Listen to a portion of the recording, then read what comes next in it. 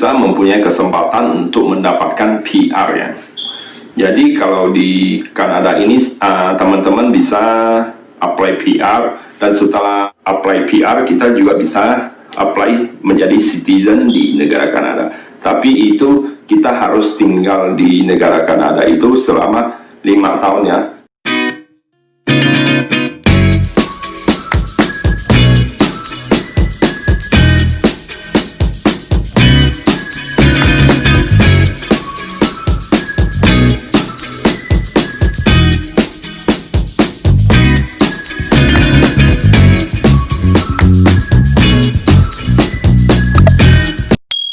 Hi guys, welcome back to my channel, Gautran Family. Oke teman-teman, jadi di video saya kali ini saya akan membahas tentang suka duka tinggal di negara Kanada. Dan saya juga akan kasih alasan kepada teman-teman kenapa saya pilih negara Kanada. Karena sebelumnya saya pernah tinggal di negara Brunei Darussalam selama kurang lebih 4 tahun ya. Dan juga saya pernah tinggal di negara Malaysia kurang lebih juga sekitar 3 tahun. Jadi saya pergi ke negara Malaysia dan Brunei itu bekerja ya. Dan kenapa alasan saya bisa memilih ke negara Kanada ini, padahal saya di sini cuma sekitar 2 tahun lebih ya. Dan saya udah menemukan jodoh saya dan keluarga saya di negara Kanada ini. Oke, untuk yang pertama, dukanya dulu ya teman-teman. Nanti kalau sukanya kita kasih yang belakang aja ya. Jadi kita membahas yang dukanya dulu. Oke, untuk yang pertama adalah musim winter. Jadi musim winter di negara Kanada itu totalnya ada sekitar 7 bulan ya. Jadi kita bisa hitung dari bulan 10 yaitu Oktober, November, Desember, Januari, Februari, Maret ya, April. Jadi selama 7 bulan itu adalah musim dingin. Dan kalau misalkan udah masuk bulan kelima, bulan Mei, itu udah memulai masuk musim panas ya teman-teman, seperti sekarang ini. Jadi kalau di startnya musim dingin di negara Kanada itu adalah bulan Oktober, bulan 10, itu tepatnya di musim Halloween. Jadi di negara Kanada ini kayak ada perayaan kostum Halloween ya, kayak kita bisa berdandan kayak hantu, kayak superhero. Kalau di Indonesia kita sebutnya kan pawai ya, pawai kostum gitu. Jadi di negara Kanada ini sama negara USA, kalau negara barat lah ya, setahu saya ada musim Halloween. Jadi kalau untuk musim Halloween itu di negara Kanada tepatnya itu bulan 10 dimulainya musim dingin di negara Kanada ini. Jadi boleh dikatakan juga bulan 10 Halloween ini juga termasuk musim. Jadi sehabis musim itu masuk ke musim winternya gitu. Nah, kalau untuk musim dinginnya di negara Kanada ini menurut saya sendiri pribadi ya ekstrim banget teman-teman. Jadi kalau untuk musim dingin di negara Kanada ini bisa mencapai sampai minus 40. Seperti 2 tahun yang lalu, di tahun 2019 itu tepatnya di bulan Januari apa bulan Februari saya udah lupa. Itu saya pernah keluar malam untuk beli makanan ya, untuk beli snack gitu ya. Pas saya keluar rumah itu hawanya rasanya dingin banget teman-teman. Jadi pas kita keluar ya gejala-gejala dinginnya itu langsung kita kayak haus banget, terus bibir langsung kayak kaku banget, pecah-pecah, dan juga tangan kita langsung kayak pecah-pecah gitu teman-teman.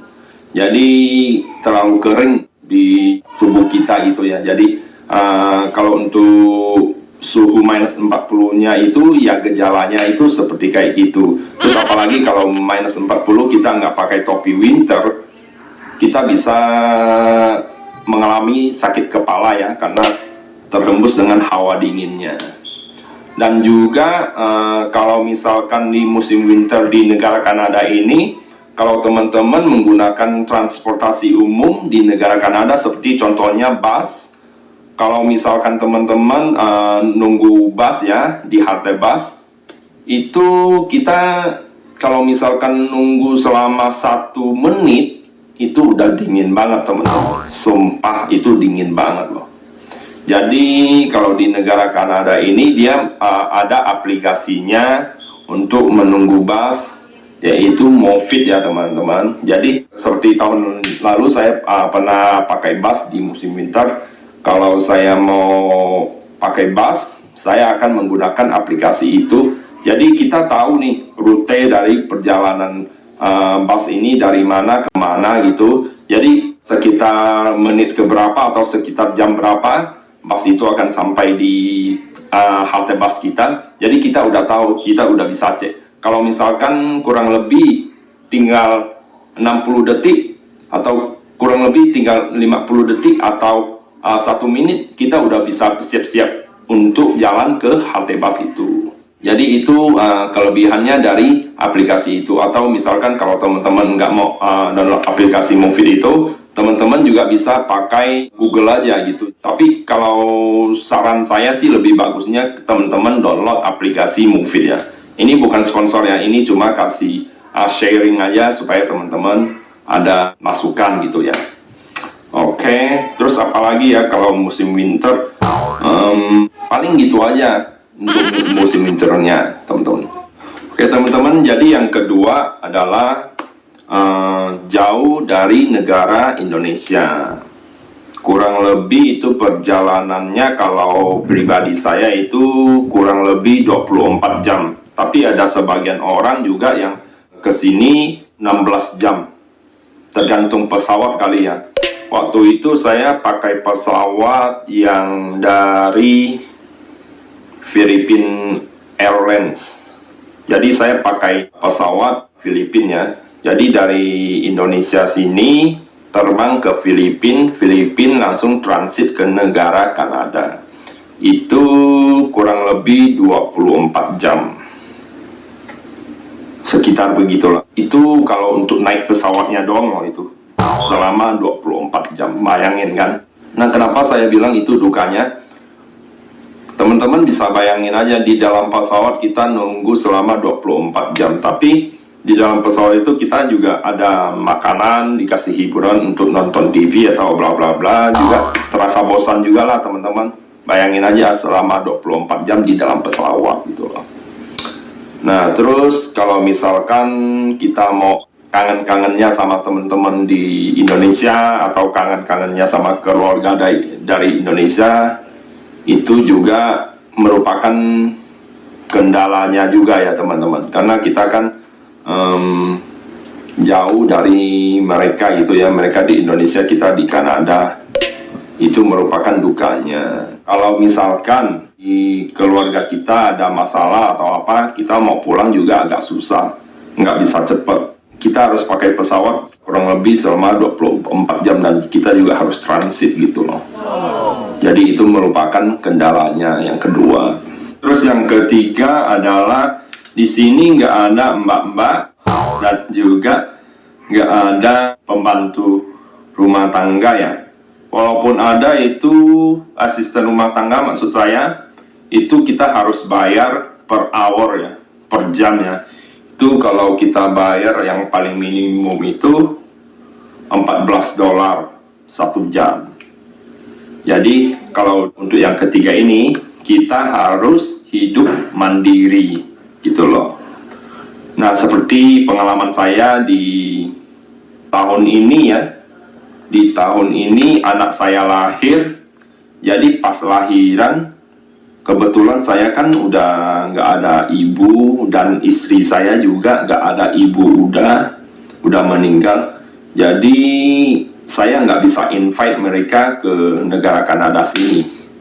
Terus pas istri saya lahiran, semuanya harus kami urus sendiri. Kalau di negara Indonesia kita kan bisa ngerekrut orang untuk jagain istri kita pas setelah melahirkan kan.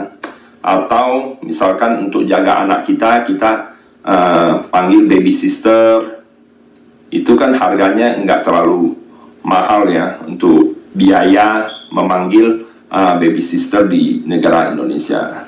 Kalau di negara Kanada kan bayarannya itu menurut kita agak mahal lah ya, kalau dirupiahkan ke negara Indonesia itu kurang lebih ya $14 gitulah. Jadi kalau intinya ini tinggal di negara Kanada kita harus mandiri ya, seperti kalau misalkan kalau kita tinggal di negara Indonesia mungkin kita udah terbiasa dengan asisten rumah tangga kita. Seperti contohnya kalau misalkan kita lagi lapar di tengah malam atau juga di siang bolong, kita tinggal panggil aja, "Mbak, masakin dong ini, Mbak, tolong beli ini dong." Jadi kita tinggal panggil aja kan. Kalau di negara Kanada ini kita enggak, kita harus mandiri-mandiri. Jadi semua hal yang ada di sini ya kita lakuinnya sendiri. Kalau kita suami istri ya saling membantu gitu loh. Jadi seperti anak saya lahiran, saya yang nggak pernah ngelakuin sesuatu seperti kayak gini, akhirnya saya harus ngelakuin gitu loh. Terus yang keempat dukanya, kalau misalkan saya mau pulang ke negara Indonesia itu biayanya juga mahal. Itu kalau paling standarnya aja ya, paling standar ya, itu kurang lebih kita harus persiapkan 50 juta untuk sekali pulang ya, itu untuk bolak-baliknya. Nah itu untuk tiket pesawatnya dan juga ya akomodasi, dan juga mungkin kita mau ke jalan-jalan kemana gitu, paling enggak ya minimum itu 50 juta lah. Kalau lebih kita bisa sekitar ya 70 juta. Itu hanya untuk pulang ke negara Indonesia. Jadi saya di sini juga sering ngelihat teman-teman yang ngerantau ke Kanada kerja ini, kebanyakan mereka juga ya nggak terlalu sering pulang ke negara Indonesia ya, karena seperti tadi itu kita harus persiapkan budget sekitar 50 juta. Itu adalah dukanya. Ini kurang lebih sama dengan yang nomor 2 tadi ya, jauh dari keluarga. Jadi ini yang keempat ini saya membahas dukanya yang tentang biayanya. Lalu yang kelima ya, dukanya itu kangen sama masakan Indonesia. Jadi kayak seperti di kampung halaman saya sendiri di Kota Pemangkat ya, di Kalimantan Barat, Kota Pemangkat, Kabupaten Sambas. Jadi di kampung halaman saya sendiri, saya sangat kangen sama makanan yang bubur pedas, dan juga sop Bandung, dan juga mie pangsit, atau juga nasi campurnya yang ada B2-nya itu ya. Tapi saya nggak makan B2-nya, saya makan yang versi ayamnya. Jadi yang untuk kelima ini ya dukanya ya kangen sama masakan Indonesia. Itu udah umum lah ya.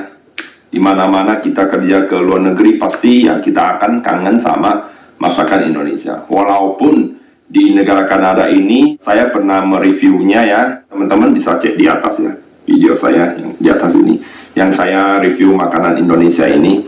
Saya sebelumnya saya pernah pesan online makanan atau masakan Indonesia. Walaupun itu kita bisa terobati sedikit ya, tapi rasanya masih enggak seasli atau seoriginalnya pas kita makan di kampung halaman kita. Jadi itu merupakan dukanya yang kelima versi saya. Oke. Lalu yang keenam adalah bahasa ya, komunikasi ya. Jadi kalau kita udah masuk ke negara Kanada ini, mau nggak mau kita kayak udah dipaksa gitu loh. Bukan kayak dipaksa gimana ya, kayak dipaksa sama keadaan lingkungan aja ya. Jadi kita harus bisa bahasa Inggris. Paling nggak harus bahasa Inggris gitu ya. Tapi saya bersyukur banget, dulu saya pernah kerja di negara Brunei Darussalam. Saya posisi kerjaan saya itu sebagai chef ya, chef bakery.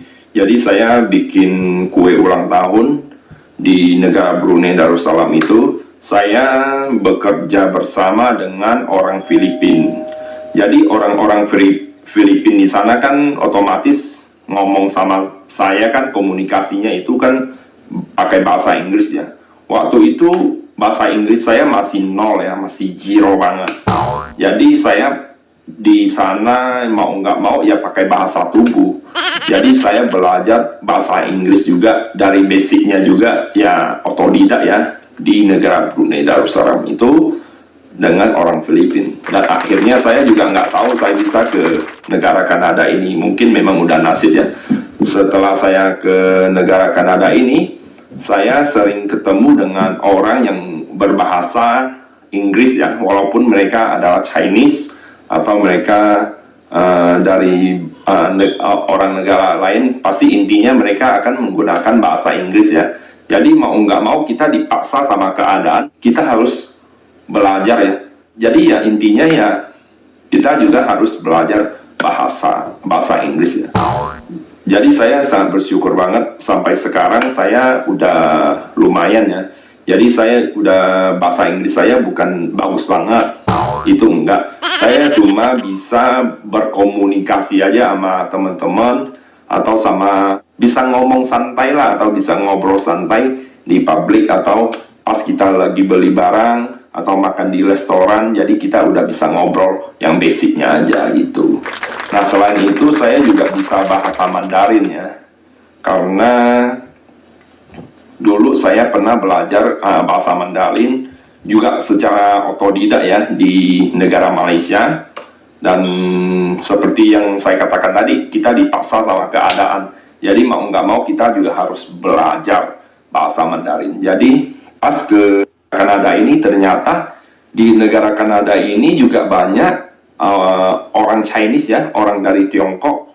Jadi kita bergaul dan berteman sama mereka, kita juga komunikasinya pakai bahasa Mandarin. Karena di negara Kanada ini nggak semua orang Tiongkok itu bisa bahasa Inggris. Jadi kita otomatis ngobrol sama mereka itu ya pakai bahasa Mandarin gitu. Jadi untuk pengalaman pribadi saya ke negara Kanada ini, saya juga belajar dua bahasa ya, secara otodidak ya, bahasa Inggris dan juga bahasa Mandarin. Mungkin kedepannya kalau saya udah mempunyai lebih banyak waktu kosong, saya akan belajar secara resminya, mungkin ya kursus bahasa Inggrisnya dan juga kursus bahasa Mandarinnya, supaya untuk memperkuat bahasa Inggris dan juga bahasa Mandarin saya. Ya seperti contohnya sekarang, saya sama istri saya kan beda ya. Istri saya kan orang keturunan Vietnam ya, dan saya orang dari Indonesia. Jadi kita menikah, kita komunikasinya juga pakai bahasa Inggris. Jadi kalau saya misalkan nggak terlalu mahir bahasa Inggris, juga istri saya bisa ajarin gitu loh. Jadi kita ya saling melengkapi gitu loh. Terus yang ketujuh adalah pajak ya. Jadi di negara Kanada ini semua sistemnya adalah pakai pajak. Jadi kalau misalkan saya kerja, saya juga harus membayar pajak. Jadi pajak yang saya bayar itu ya sekitar 20% dari penghasilan saya. Selain itu, jadi kita bayarnya juga udah include, udah bersama dengan EI dan juga pajak income dan juga CPP ya. Jadi kalau yang untuk EI ini adalah maksudnya employment insurance, kayak ya asuransi pekerja ya gitu ya. Ini fungsinya juga bagus banget ya. Ini juga merupakan kelebihannya ya. EI itu kelebihannya ya kayak misalkan teman-teman dipecat sama suatu perusahaan, kan teman-teman otomatis kan nggak kerja dong. Jadi teman-teman pada saat itu juga bisa apply EI sama pemerintah di Kanada. Nanti teman-teman akan dikasih biaya atau dikasih uang atau dikasih gaji seperti gaji sebelumnya teman-teman kerja sama bosnya yang dipecat itu. Jadi misalkan kalau teman-teman dalam 2 minggu gajinya itu 2.000, ya dikasih EI itu sebesar 2.000 gitu. Itulah fungsinya EI.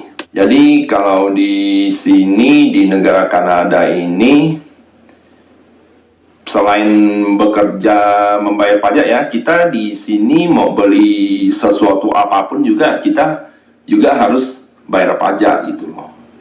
Dari makanan, dari snack, dari apapun itu yang kita beli di negara Kanada ini pasti ada pajak. Walaupun kita beli secangkir kopi aja itu juga ada pajaknya gitu loh. Jadi ya dukanya di sini ya pajak ya. Karena nggak seperti negara Indonesia, negara tanah air kita ya. Kalau misalkan kita mau membeli misalkan pedagang asongan atau bakso keliling, kita kan tinggal pesan makan satu bakso atau misalkan tahu gejrot atau tahu Sumedang atau ya makanan ringan yang lain, kita beli kan nggak usah bayar pajak ya. Atau misalkan kita juga makan bakso atau nasi goreng di tepi jalan, kita kan nggak usah bayar pajak. Tapi kalau di Kanada ini beda. Jadi kita beli segala macam apapun di sini harus bayar pakai pajak. Terus yang ke-8 ya. Yang terakhir itu rumah ya. Kalau dukanya ya itu rumah. Kenapa saya bilang rumah? Karena kalau misalkan kita ingin membeli rumah di negara Kanada itu termasuk sangat mahal banget ya. Kalau di Indonesia kan kita bisa beli rumah itu paling standarnya juga ya di bawah 1M atau sekitar 1M atau 2M ya. Itu rumah yang udah lumayan bagus ya, nggak kayak rumah-rumah artis lah yang mencapai 35M atau 40M atau 60M. Kalau umumnya, jadi saya bilang harga umumnya kalau yang di Indonesia kan paling mahal kita ambil patokan 1M ya. Kalau untuk standarnya ya di bawah 1M. Tapi kalau misalkan di negara Kanada ini kita mau beli rumah itu 1M nggak dapet gitu loh. Jadi kalau untuk dukanya di negara Kanada ini, membeli rumah di sini itu totalnya itu bisa mencapai kurang lebih ya 50M atau 100M kalau kita bayar cash, bayar kontan semua ya. Tapi kalau misalkan nggak mau bayar cash atau bayar kontan atau nggak mampu gitu ya, kita bisa juga bayar cicil per bulannya. Jadi kita misalkan contohnya saya beli rumah yang 100M di negara Kanada, saya bisa cicil dengan selama 20 tahun atau sekitar 25 tahun sampai selesai. Jadi itu merupakan dukanya ya kalau menurut saya. Kalau saya ada salah dengan informasi ini, tolong komen di bawah ya. Karena saya yang duka yang ke-8 ini itu menurut pengalaman pribadi saya. Mungkin saya akan berbeda pendapat dengan teman-teman yang pernah mengalaminya di negara Kanada ini, jadi bisa komen di bawah aja. Oke, sekarang kita langsung ke sukanya aja ya.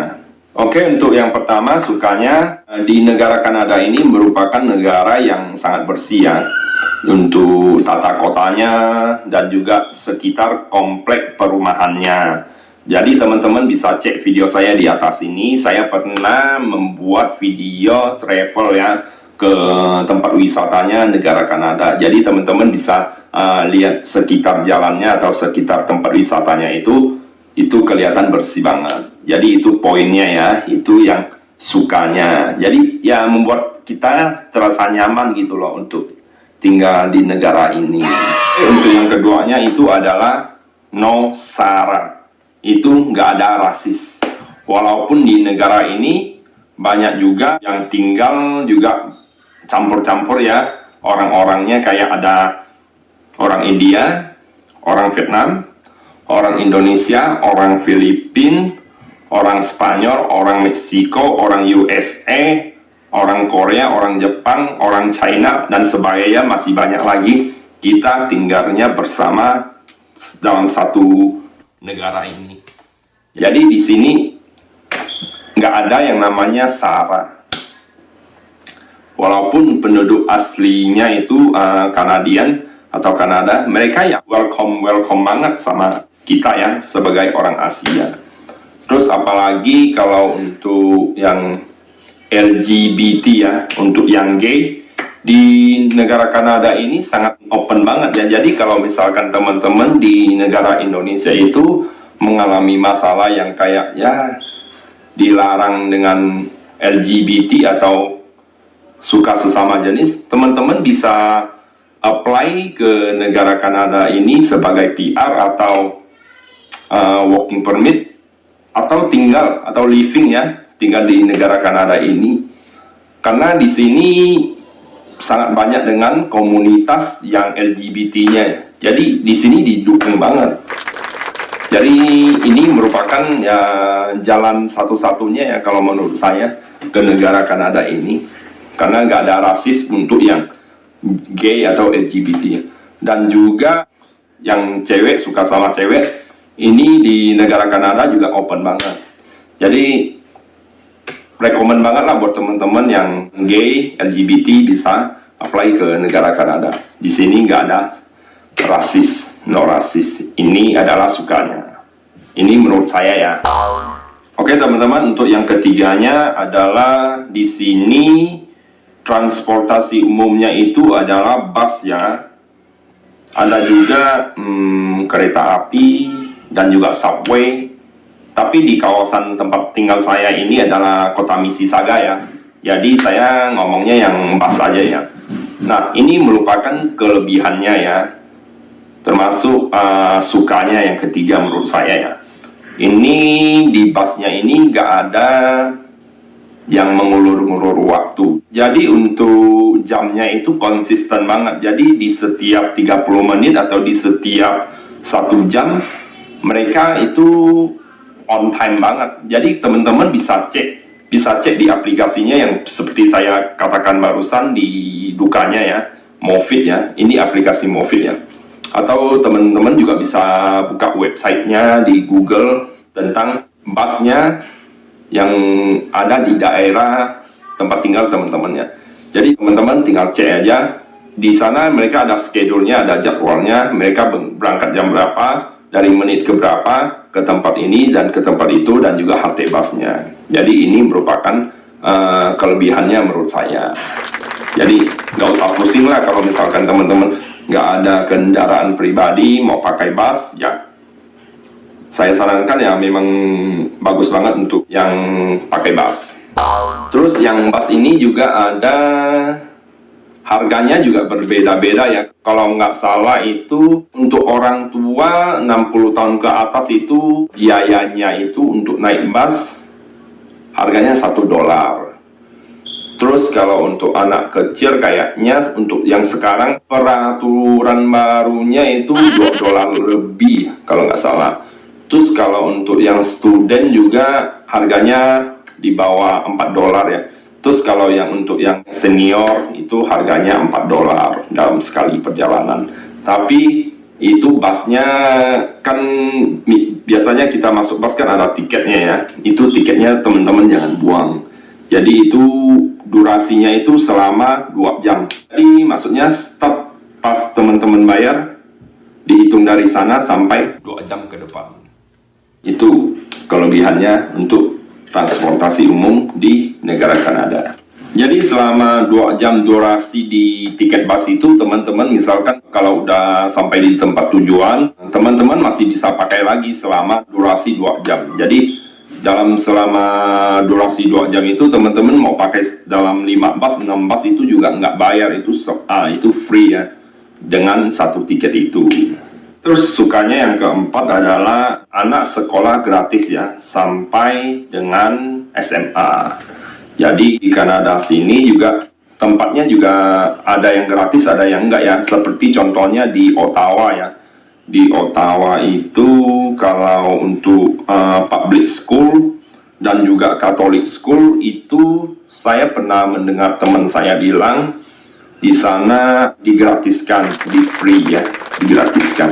Tapi kalau khusus di daerah saya ini yang provinsi Ontario, public schoolnya ini ya gratis ya. Tapi kalau untuk yang Catholic schoolnya ini mereka harus bayar. Terus yang untuk Catholic schoolnya di sini mereka kebanyakan pakai seragam yang sama. Kalau untuk public school di sini mereka bisa pakai baju bebas saja gitu. Jadi itulah kelebihannya kalau yang untuk yang keempat ya, sukanya ya menurut saya. Jadi anak sekolah sampai SMA itu digratiskan. Tapi kalau anak kita udah sekolah kuliah atau masuk universitas itu udah harus bayar ya. Jadi sekolahnya itu digratiskan dari TK sampai SMA. Terus sukanya yang kelima adalah child benefit ya. Jadi di negara Kanada ini kita melahirkan seorang anak itu kita dikasih uang sama pemerintah ya untuk mensupport anak kita. Itu banyak kurangnya itu tergantung dari pajak yang kita bayar. Kalau misalkan saya bayar pajaknya tinggi, saya akan mendapat bantuan dari pemerintah itu sebesar $300 satu bulan. Tapi kalau misalkan saya bayar pajak yang standar ya, itu saya bisa mendapatkan bantuan dari pemerintah sebesar 685 ya. Itu sampai dengan anak kita umur 18 tahun baru di stop. Tapi saya pernah dengar dari teman-teman saya bilang setiap anak kita bertambah satu umur, bantuan pemerintah itu akan berkurang. Jadi kayak misalnya dari bayi sampai umur 3 tahun, bantuannya masih tetap sama ya. Kalau misalkan 685 ya masih tetap sama. Tapi setelah umur 3 tahun masuk ke umur 4 tahun, dia akan berkurang. Mungkin kurang sekitar 100 atau perlahan-lahan itu sampai umur 18 tahun. Itu adalah bantuan uang untuk mensupport anak kita untuk membeli susu dan juga popok bayi dan juga perlengkapan bayi itu loh. Jadi tambah umur semakin besar pasti biayanya agak berkurang ya. Karena kita udah nggak usah beli terlalu banyak susu lagi, popok bayi lagi. Jadi beli susu yang susu sapi kayak yang jual di supermarket itu. Jadi kalau anak kita kalau sudah semakin gede kan kita udah bisa beli susu yang biasanya yang jual di supermarket ya, kayak susu sapi segar atau susu segar gitu. Jadi kita nggak usah beli yang susu formula lagi. Kalau untuk susu formula kan mahal banget ya. Itu yang susu formula yang saya beli khusus untuk anak saya aja dalam satu box itu harganya sekitar $20 lebih, kalau nggak salah $24 deh. Itu dalam satu box isi 24 botol. Kebetulan yang saya pakai adalah susu cair dalam kemasan satu botol, jadi bukan susu bubuk ya. Nah itu ada keuntungannya untuk yang child benefit. Terus di sini saya juga baru tahu kemarin saya lihat di website, anak kita sekarang udah bisa kita nabung uang buat anak kita. Per bulannya kita kasih 200 sampai anak kita gede gitu loh. Sampai dengan umur 18 tahun uangnya baru bisa diambil. Jadi itu uangnya kita cuma bisa buat simpan aja ya, nggak bisa diambil. Jadi itu bisa diambil pas anak kita umur 18 tahun. Itu kita apply-nya di banknya ya. Kebetulan yang saya apply itu adalah Bank TD ya. Jadi teman-teman bisa cek aja nanti sama customer service-nya atau di website-nya teman-teman bisa cari ya. Jadi itu fungsinya ya untuk biaya buat anak kita sekolah atau nanti keputusannya kepada anak kita. Kalau kedepannya dia mau sekolah ya bisa pakai uang itu, atau kalau misalkan anak kita nggak mau sekolah bisa pakai uang itu buat buka usaha. Terus yang keenam, di sini istri kita melahirkan itu dikasih bantuan uang juga sama pemerintahnya, dan kita juga harus apply ya. Nah, itu bantuannya itu selama 1 tahun dari pas melahirkan. Jadi kurang lebih penjelasannya kayak gini ya. Kalau istri kita udah habis melahirkan, pasti otomatis istri kita harus jaga anak dong. Nah, pas istri kita jaga anak, otomatis kan nggak kerja dong, nggak ada pemasukan dong.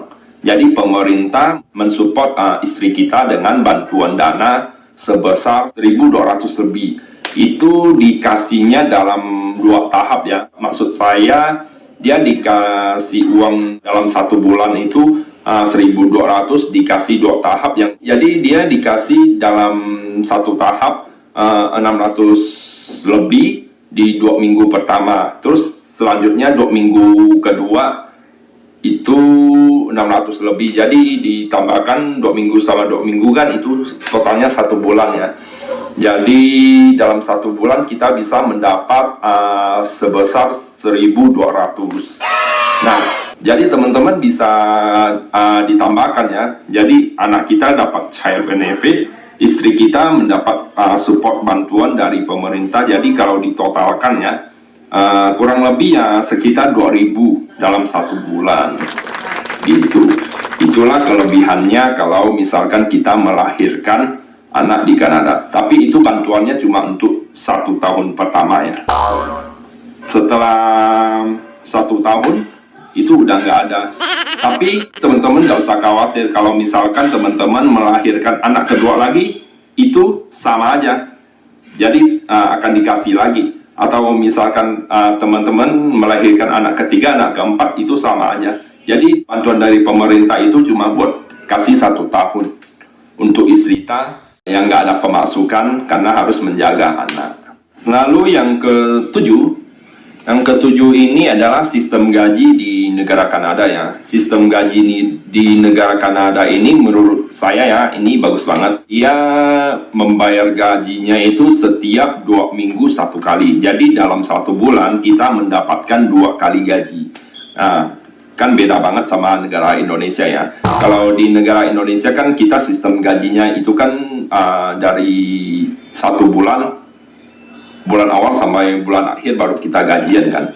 Makanya kalau di negara Indonesia kan ada teman-teman yang tanggal muda foya-foya, tanggal tua makan apa gitu kan, atau makan yang murah-murah gitu. Tapi kalau misalkan untuk di negara Kanada ini kita sistem gajinya itu 2 minggu 1 kali. Jadi maksud saya dalam 1 bulan kita mendapat 2 kali gaji. Jadi di sini kita ya nggak terlalu boros-boros banget ya. Kalau misalkan teman-teman yang tipe orangnya yang suka boros kan, di negara Kanada ini teman-teman juga nggak akan kehabisan uang gitu loh. Misalkan teman-teman habis gajian untuk kebutuhan sendiri, nggak kirim ke negara Indonesia, cuma buat pakai sendiri, itu cukup banget gitu loh. Oke, yang ke-8 adalah sukanya yang musim panas. Jadi kalau musim panas di negara Kanada ini sangat mantap banget, sangat bagus banget menurut saya ya. Jadi kalau musim panas di Kanada ini, pas habis musim winter langsung masuk musim panas itu kan udah mulai tumbuh daun-daun sama bunga-bunga ya, dan juga buah-buah gitu kan. Atau di taman kita juga bisa lihat daun-daunnya, itu enak banget. Jadi kita bisa piknik bareng keluarga, kita bisa foto keluarga. Jadi kita bisa ambil view-nya bagus di pohon sakura. Di sini juga ada pohon sakura juga ya di Kanada ini ya. Terus di musim panas ini kita juga bisa ke luar negeri atau ke tempat wisata di negara Kanada. Terus di sini juga ada Wonderland ya. Wonderlandnya Kanada itu ya kurang lebih kayak di Indonesia itu yang Dufan ya, dunia fantasi. Tapi di sini lebih bagus ya, karena ada permainannya banyak banget. Kebetulan saya belum pernah pergi karena tahun lalu pas masuk musim panas istri saya udah mulai hamil anak pertama saya, yaitu Ryan. Dan untuk tahun ini saya juga nggak bisa pergi dikarenakan sekarang kan masih musim coronavirus 19 ya, COVID-19 ya. Jadi saya masih belum bisa mereviewnya untuk teman-teman. Terus kelebihannya untuk musim panas ini, jadi kita ya bisa nikmatin musim panasnya bareng-bareng keluarga. Jadi kita bisa piknik keluar taman, ke pantai, dan juga ke luar negeri gitu loh. Dan juga kita bisa menikmati musim bunga atau bunga-bunga tumbuh. Jadi kita ya ada momennya itu enak banget lah untuk kumpul-kumpul keluarga gitu. Itu kelebihannya. Itu sukanya yang menurut versi saya. Lalu yang ke-9-nya ya, sukanya yang ke-9-nya itu adalah di negara Kanada ini sini ada daycare ya. Jadi daycare-nya itu maksudnya ya tempat penitipan anak atau tempat penjaga anak dari pemerintah ya. Jadi di sini fungsinya daycare itu jadi kita bisa ngelepas anak kita kalau misalkan kita sibuk nggak ada waktu buat urusin anak kita, jadi kita bisa menitip ke tempat daycare itu. Nah, untuk biayanya itu kalau misalkan kita bayar sendiri ya, atau kalau nggak salah harganya itu 1.500 satu bulan. Tapi kalau misalkan kita ada apply buat yang bantuan dari pemerintah itu, kita bisa bayar satu bulan itu sebesar $400. Jadi yang selebihnya itu dibantu sama pemerintah gitu loh. Jadi itu ya tempat daycare-nya itu fungsinya nanti anak kita bisa dijagain, bisa dikasih makan, diganti popok, ditidurin, nanti ditemenin untuk mainin, kasih mainan, sama berkumpul gitu sama anak-anak yang lain gitu loh. Jadi bagus juga sih kalau menurut saya. Jadi membuat anak kita menjadi aktif loh. Nggak takut kalau ketemu orang gitu kan. Ketemu anak yang lain juga bisa main bareng gitu. Jadi lebih aktif lah maksudnya gitu. Terus kelebihannya kalau untuk tempat tinggal saya di daerah Ontario ini ya, anak kecil yang udah umur 4 tahun udah bisa masuk TK. Di sini TK-nya kurang lebih juga sama dengan TK di Indonesia ya, TK kecil sama TK besar gitu loh. Kalau di tempat lain, nggak salah di Vancouver, anak kecil itu harus umur 5 tahun baru bisa masuk TK. Tapi kalau yang Ontario sini, anak umur 4 tahun udah bisa masuk TK.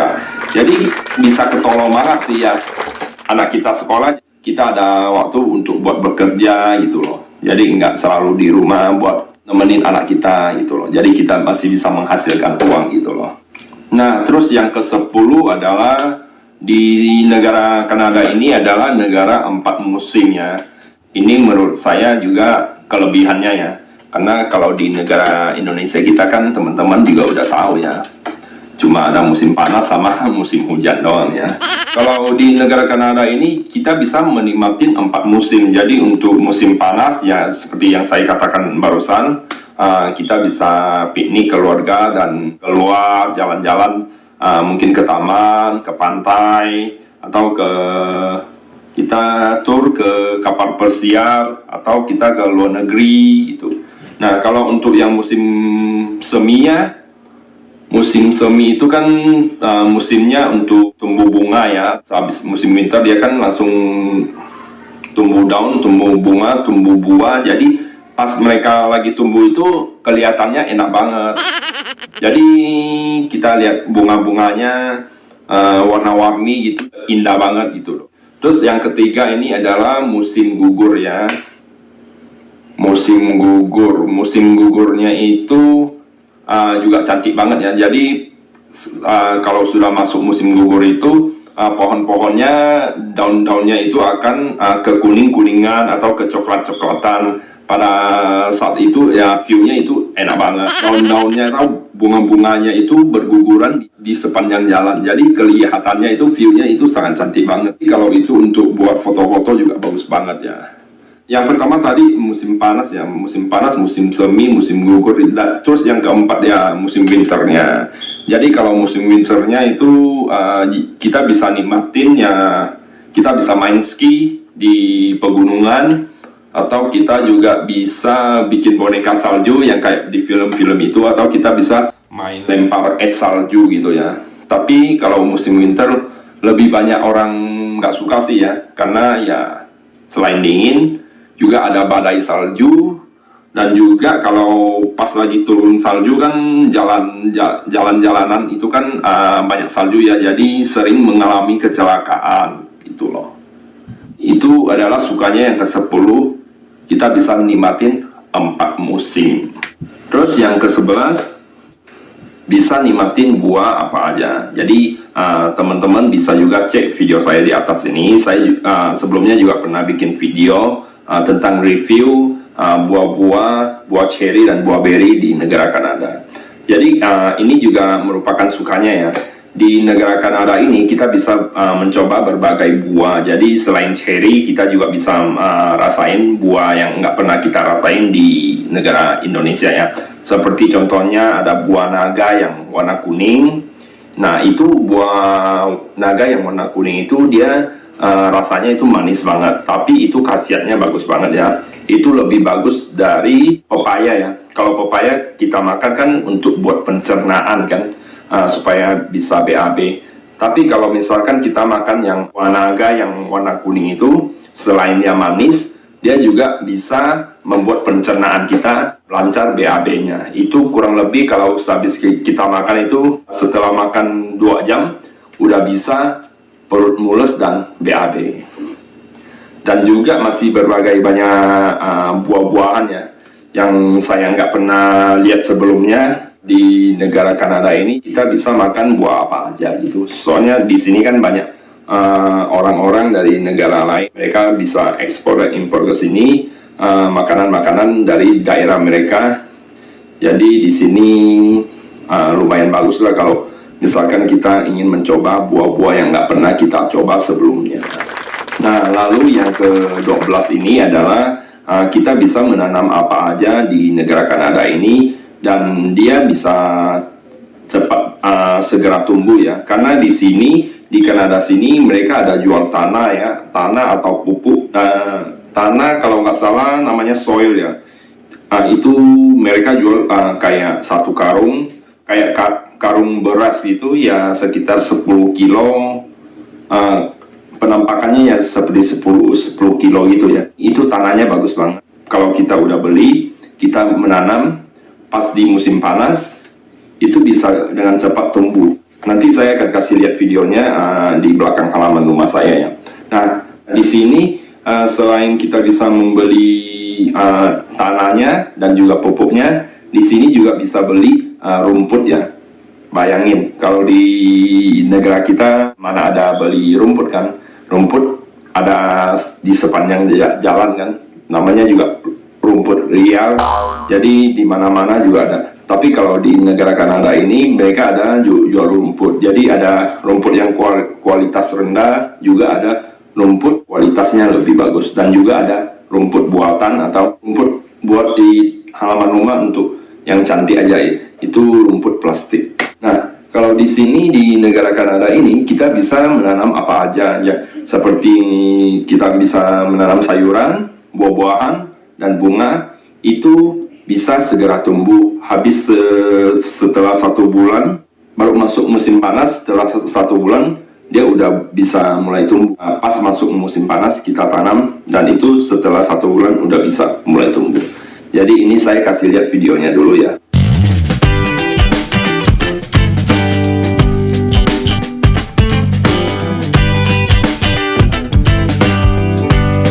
Nah, itulah videonya barusan yang saya kasih lihat. Itu adalah pemandangan di belakang rumah saya ya. Karena kalau masuk musim panas kita akan menanam banyak sayuran dan juga buah-buahan. Dan barusan kita ada lihat buah apel, pohon buah apel, dan pohon buah cherry ya. Jadi kalau inilah yang seperti saya katakan tadi, sukanya yang nomor 10 ya. Yang nomor 10 yang ada 4 musim itu, yang tadi saya lupa katakan. Jadi saya katakan di sini. Jadi kalau pas musim panas, keuntungannya juga bagus banget untuk teman-teman yang suka bercocok tanamnya. Jadi kalau pas musim panas itu di mana-mana di supermarket akan jual tanah dan pupuk dan juga bibit dan juga bunga-bunga atau tanaman-tanaman dan juga sayur-sayuran. Jadi itu gampang banget dicari. Nah, itulah kelebihannya kalau untuk musim panas di negara Kanada. Jadi kita bisa menanam apa aja sesuka kita dan itu bisa segera cepat tumbuh gitu loh. Nah, yang nomor 13 sukanya di negara Kanada ini nyamuknya itu nggak bandel, nggak sebandel di negara tempat asal kita di Indonesia. Nah, kenapa saya bicara soal nyamuk ya? Karena saya orangnya ya pribadi sangat alergi sama nyamuk. Nah, kalau misalkan saya digigit nyamuk, saya akan ada bentol-bentol ya. Walaupun itu nyamuknya cuma hinggap di badan saya udah ngerasa gatal. Jadi saya alergi banget sama nyamuk. Nah, kalau di Kanada sini, walaupun ada nyamuk, itu juga agak jarang banget. Jadi nggak sebandel kayak di negara kita ya. Kalau nyamuk di sini itu kayak nyamuk bodoh lah gitulah ya. Terus mungkin karena negara Kanada ini adalah negara yang dingin ya, jadi nyamuknya agak jarang. Tapi pas masuk musim panas kayak sekarang ini, saya juga jarang ketemu nyamuk sih. Jadi kalau untuk teman-teman yang nggak suka dengan lingkungan tempat tinggal teman-teman yang banyak nyamuk, saya boleh rekomen nih ke negara Kanada aja kayak saya. Jadi pas dulu saya masih tinggal di Indonesia, kalau pas saya tidur, walaupun saya pakai AC ya, masih ada nyamuk. Jadi saya di Indonesia pas dulu kalau tidur ya, saya pakai baju lengan panjang dan juga celana panjang. Tapi kalau saya setelah tinggal di negara Kanada ini, saya udah bisa pakai celana pendek dan baju lengan pendek, walaupun di luar atau di dalam rumah. Jadi saya udah nggak takut lagi sama nyamuk di sini. Itu merupakan keuntungan bagi saya ya, dan saya masukkan ke kategori sukanya di versi saya. Oke, terus yang nomor 14 itu sukanya ya kerja di sini, gajinya pakai dolar Kanada. Nah, teman-teman juga tahu kan kalau dolarnya Kanada itu perbandingannya itu ya 1:10 gitu ya. Kayak misalkan $1 Kanada sini di Indonesia udah 10.000 lebih. Jadi jarang ke bawah, dia lebih cenderungnya ke atas. Jadi kalau misalkan $1 di sini ditukar ke Indonesia itu sekitar $10 lebih. Kayak sekarang ini rate-nya udah $1 ditukarin ke Indonesia rupiah itu 10.900 lebih. Jadi masih bisa naik. Itu tergantung rate-nya. Jadi kalau menurut saya ini juga keuntungannya ya, kalau kita kerja di negara Kanada, kita gajinya pakai dolar Kanada. Jadi nggak kalah-kalah amat lah sama negara tetangga kita USA, walaupun ya bedanya 1:14.000 ya. Terus yang di Kanada 1:10. Nah, itulah keuntungannya tinggal di negara Kanada. Menurut saya inilah sukanya. Jadi kita kerjanya di sini, gajinya juga dibayar pakai dolar. Oke, lalu yang sukanya yang ke nomor 15, teman-teman bisa mempunyai kesempatan untuk mendapatkan PR ya. Jadi kalau di Kanada ini teman-teman bisa apply PR, dan setelah teman-teman mendapatkan PR, teman-teman juga bisa invite ya keluarga teman-teman ke negara Kanada. Jadi teman-teman bisa isi formulir atau surat di imigrasi ya. Nanti teman-teman tinggal cek aja di websitenya untuk yang imigrasi itu. Jadi teman-teman bisa invite bapak teman-teman atau ibunya teman-teman atau juga saudara terdekatnya teman-teman. Tapi ini beda dengan sponsor ya teman-teman. Ini invite. Jadi invite sama sponsor itu berbeda banget ya. Nah, setelah teman-teman invite ke sini kan lumayan ya, bisa mengobati rasa rindu teman-teman sama keluarga. Nah, selain itu juga di sini kita juga bisa apply citizen ya. Jadi kita setelah apply PR, kita juga bisa apply menjadi citizen di negara Kanada. Tapi itu kita harus tinggal di negara Kanada itu selama 5 tahun ya. Mulai dari pas kita mendapatkan PR di tahun ke-1 sampai tahun ke-5, kita udah bisa apply menjadi citizen di sini. Nah, terus untuk menjadi citizen di sini kita akan dites juga ya. Jadi itu kalau nggak salah saya pernah dampingin istri saya untuk apply menjadi citizen di Kanada ini. Katanya itu dia ada 20 soal secara tulisannya. Jadi kurang lebih kayak pas kita sekolah dulu di SMA kita ulangan semester gitu ya. Ya kurang lebih kayak gitu. Jadi mereka akan memberikan pertanyaan ya seputar tentang negara Kanadanya. Jadi akan diuji sebanyak 20 soal. Jadi teman-teman harus betul 16 soal. Kalau salah cuma 4 soal, kalau nggak salah ya. Nah, itulah keuntungannya untuk tinggal di negara Kanada ini. Jadi mereka open banget ya, buat mereka welcome banget lah bagi yang ingin tinggal di negara Kanada. Karena di negara Kanada kan termasuk negara yang dingin ya, jadi banyak juga yang bule-bulenya nggak terlalu suka tinggal di negara Kanada. Jadi mereka juga open banget buat orang-orang Asia untuk tinggal ke negara Kanada ini. Tapi by the way, saya masih belum citizen di negara Kanada ini ya. Saya cuma PR aja. Jadi nanti kalau setelah 5 tahun keputusan saya mau menjadi citizen atau enggak masih tanda tanya ya. Jadi saya masih mau mikir-mikir dulu gitu. Nah, di sini saya akan kasih lihat cuplikan video pas istri saya berhasil mendapatkan PR di negara Kanada ini. Jadi saya masih ada simpan sedikit videonya ya. Jadi saya akan kasih lihat kepada teman-teman ya, dan juga istri saya mendapatkan sertifikatnya. Oke, ini dia.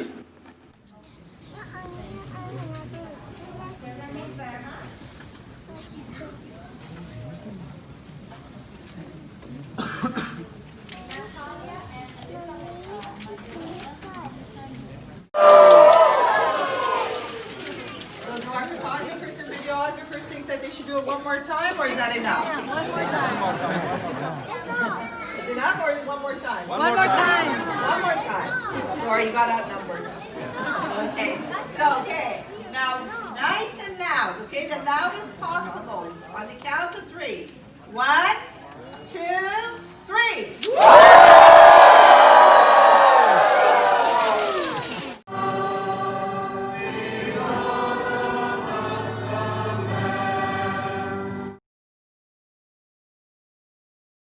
Oke, itulah videonya yang barusan saya kasih lihat kepada teman-teman ya. Itu istri saya pas mendapatkan citizenship di negara Kanada. Nah, lalu sekarang kita ke sukanya yang nomor 16 ya. Ini yang sukanya yang nomor 16 adalah kita bisa mendapatkan kartu kesehatan lah ya, kalau kata bahasa Indonesianya. Nah, setelah teman-teman mendapatkan PR di negara Kanada, otomatis teman-teman akan mendapatkan healthcare atau kartu kesehatannya. Jadi ini fungsinya ya, kita bisa mendapatkan pengobatan gratis dan juga mendapatkan obat juga gratis ya. Paling kalau kita bayar juga nggak mahal lah. Jadi paling kita bayar cuma, kalau misalkan ada bayar ya, paling $1, $2 atau $3, kurang lebih sampai $10 lah. Itu untuk kesehatan di sini kita di cover sama pemerintah di negara Kanada. Ya seperti contohnya pas yang kemarin istri saya melahirkan anak saya. Jadi pas istri saya hamil, istri saya kan harus dicek per minggu dan per bulan ya. Jadi pas dicek di ronsen dan dikontrol lah ya, semua itu gratis. Jadi kita tinggal buat appointment dulu untuk kapan kita ketemunya. Jadi pas kita ketemu ya kita langsung antri dan juga masuk untuk konsultasi gitu loh. Sampai kita melahirkan pun kita juga dikasih ruangan untuk operasi itu sama pihak rumah sakitnya itu. Jadi kita tinggal apply aja pakai kartu kesehatan kita gitu loh. Jadi itu ketolong banget ya. Nah, kalau misalkan kita melahirkan anak di sini juga ya disupport banget lah sama pemerintah di negara Kanada ini. Itu keuntungannya yang nomor 16 nya. Itu sukanya yang nomor 16. Lalu sukanya yang nomor 17 di sini ada pengembalian pajak. Seperti yang tadi saya ada katakan, yang dukanya kita ada bayar pajak di negara Kanada kalau kita kerja, dan di sini sukanya kita juga ada pengembalian pajak, walaupun nggak terlalu besar ya. Itu pengembalian pajaknya itu kan tergantung dari pajak yang kita bayar ya, besar tingginya. Jadi pengembalian pajaknya itu kurang lebih ya $75 sampai dengan $100. Itu $100 udah lumayan lah teman-teman. Itu kalau dirupiahkan kan udah sekitar 1 jutaan ya. Jadi lumayan lah kita dapat pengembalian pajak gitu. Terus yang nomor 18 sukanya, kita di sini negara Kanadanya dekat banget dengan negara USA atau negara Amerika ya. Jadi ini cocok banget nih bagi teman-teman yang suka travel atau suka jalan-jalan ke luar negeri, apalagi ke USA Amerika ya. Jadi rekomen banget kalau teman-teman tinggal di negara Kanada ini. Jadi kita tinggal pergi aja, apply visa dan beli tiket langsung pergi. Contohnya kita bisa pergi ke California atau ke Las Vegas. Jadi kita ya tinggal langsung pergi aja gitu loh. Kalau kita udah ada PR ya di sini ya. Nah, kalau untuk citizenship-nya kita udah nggak usah apply visa lagi, kita langsung beli tiket langsung pergi aja. Itulah keuntungannya untuk menjadi citizenship di Kanada. Tapi kalau untuk PR aja juga lumayan sih, kita tinggal apply visanya aja. Jadi ini merupakan sukanya juga ya bagi saya, versi saya ya, karena saya juga bisa ke USA jalan-jalan. Tapi untuk sekarang ya kita nggak bisa ya, karena sekarang kan kita masih dalam kondisi COVID-19 ya. Jadi untuk travel untuk sekarang masih belum bisa. Tapi kalau misalkan sehabis COVID-19 untuk ke USA ini versi saya yang suka dukanya, yang versi sukanya ini rekomen banget buat teman-teman gitu loh. Lalu sukanya yang ke nomor 19, kita bisa membeli mobil bermerek. Nah, kalau misalkan kita kerja di Indonesia kan paling mentok-mentoknya kita juga akan beli yang mobil yang standar-standar ya, kayak mobil Innova atau mobil Avanza ya, atau paling mentoknya juga mobil Honda Jazz lah gitu kan. Tapi kalau misalkan kita di negara Kanada ini, kita bisa beli mobil yang bermerek walaupun kerjaan kita enggak kayak bos gitulah, atau kayak lebih tinggi levelnya gitu. Jadi kita kerja cuma sebagai pegawai supermarket, atau kita kerja di tukang kebun, kayak bukan tukang kebun di rumah ya, maksud saya ya kayak kerja di kebun petik buah itu, kita udah bisa beli mobil bermerek di sini ya. Seperti contohnya kita bisa beli BMW atau mobil Volkswagen atau juga mobil Lexus dan juga sebagainya. Bisa beli mobil Toyota juga ya. Seperti contohnya saya sama istri, kita mobilnya juga mobil Toyota ya, itu versinya yang Avalon. Jadi kita mampu dan layak banget untuk bisa membeli mobil bermerek ya, walaupun kerjaan kita enggak levelnya setinggi-tinggi amat. Jadi itulah keuntungannya kalau misalkan kita tinggal di negara Kanada ini. Jadi kita bisa beli mobil yang bermerek. Nah, terus yang sukanya yang terakhir ya, yang nomor 20, ini di Kanada sini birokrasinya itu jelas.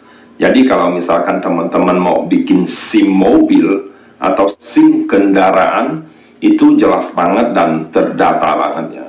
Dan juga kalau misalkan teman-teman mau bikin ID di negara Kanada, itu juga jelas banget. Jadi kalau misalkan teman-teman mau bikin ID-nya lewat online juga, itu prosesnya juga cepat, jadi nggak lama gitu loh. Ya seperti contohnya Kayak kemarin-kemarin saya ada daftarin akte kelahiran buat anak saya ya.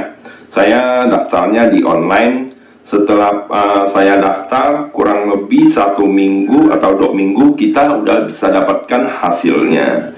Jadi ya ini di birokrasinya di negara Kanada ini sangat cepat dan juga jelas ya. Dan di sini nggak bisa nyogok. Itulah keuntungannya di negara Kanada ini. Nah teman-teman, itulah suka dukanya versi saya tinggal di negara Kanada ini.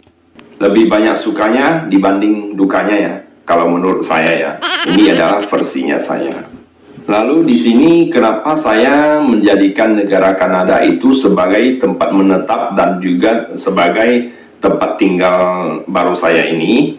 Karena yang seperti saya katakan barusan, lebih banyak sukanya ketimbang dukanya. Jadi menurut saya negara Kanada ini cocok banget buat saya ya. Itulah alasannya kenapa saya memilih negara Kanada. Padahal dulu saya kan pernah tinggal di negara Brunei Darussalam selama 4 tahun dan juga negara Malaysia ya. Kenapa saya nggak milih negara Brunei Darussalam sebagai tempat menetap dan tempat tinggal saya sampai saya tua itu ya maksud saya? Karena di negara Brunei Darussalam itu kita untuk bisa mendapatkan permanen residennya itu kita harus tinggal selama 10 tahun di negara Brunei Darussalam, kita baru bisa mendapatkan PR-nya. Tapi kalau misalkan ke negara Kanada ini kita nggak usah pakai proses kayak gitu. Jadi kita langsung pakai pengacara atau kita daftar di websitenya aja. Nanti di sana ada tertera syaratnya kayak gimana ya, kita ikutin aja gitu. Nah, terus di sini saya juga ada saran buat teman-teman ya. Kalau misalkan bagi teman-teman yang pengen ke negara Kanada itu, lebih bagusnya teman-teman cari infonya di Google atau di YouTube ya. Info-infonya sebelum ke negara Kanada. Dan yang paling penting teman-teman itu jangan terlalu banyak dengar omongan orang. Seperti pengalaman saya dulu, saya ingin ke negara Kanada. Saya pernah dengar cerita teman saya, katanya dia pernah kerja di negara Kanada, dan negara Kanada itu nggak rekomen banget katanya. Kenapa? Karena menurut dia ya negara Kanada itu sangat dingin banget. Dinginnya itu kalau misalkan musim dingin itu bisa sampai mimisan. Terus bagi yang teman-teman nggak bisa minuman keras kayak wine atau kayak bir atau kayak arak, kalau ke negara Kanada itu udah wajib harus minum itu. Itu fungsinya ya buat hangatin badan katanya itu. Jadi sebelum saya ke negara Kanada itu saya dengar cerita teman saya itu, saya menjadi agak was-was gitu ya, antara mau pergi atau nggak pergi, padahal kita udah dapat visanya. Jadi sebelum saya datang ke negara Kanada, saya banyak tanda tanya gitu kan. Jadi ya saya agak bingung-bingung lah. Tapi setelah kita tinggal di negara Kanada ini, saya bersyukur banget ya. Sudah selama 2 tahun lebih, saya nggak pernah kecanduan sama alkohol atau minuman keras ya. Kebetulan saya kan juga bukan seorang peminum ya, dan begitupun juga selama saya tinggal di negara Kanada ini, sedingin-dinginnya juga saya nggak sampai mimisan. Padahal waktu dulu pas saya datang ke negara Kanada itu tahun 2019 ya, itu pernah sampai minus 40. Itu kalau nggak salah di bulan Februari apa Januari ya, saya udah lupa. Itu dingin banget teman-teman. Kalau misalkan di suhu minus 40 itu nggak ada orang mau keluar teman-teman. Siapa sih yang mau pergi keluar cari penyakit ya nggak? Nah di negara Kanada itu walaupun negara dingin, mereka di setiap ruangannya itu atau di setiap rumah atau di setiap mall atau di setiap supermarket itu ada pemanas ruangannya. Jadi kayak kurang lebih kayak di negara Indonesia. Di negara Indonesia itu kan negara yang panas ya. Jadi setiap rumah atau setiap gedung pasti ada AC atau pendingin ruangan. Ya kurang lebih ya kayak sebaliknya di negara Kanada ini. Kalau misalkan kita musim dingin, kita ada penghangat ruangan. Jadi kalau misalkan kita di sini musim panas, kita bisa jadiin pendingin ruangan kayak AC. Jadi kurang lebih ya bolak-balik itu. Jadi kalau menurut saya sarannya buat teman-teman kalau misalkan mau ke negara Kanada itu jangan dengerin banyak omongan orang tentang yang buruk-buruk di negara Kanada. Jadi teman-teman ya tetapkan niat teman-teman. Kalau memang teman-teman mau ke negara Kanada itu ya yang penting niatnya yang kuat gitu. Jadi saya support banget lah buat teman-teman kalau misalkan teman-teman mau ke negara Kanada ini ya, rekomen banget kalau menurut saya gitu. Oke teman-teman, jadi di video saya kali ini tentang suka duka saya tinggal di negara Kanada ini cukup sampai di sini dulu ya. Nah, bagi teman-teman yang baru nonton video saya ini, yang baru berkunjung ke video channel saya ini, jangan lupa untuk subscribe channel saya dan juga like, share, and komen ya. Dan see you my next video dan juga bye bye.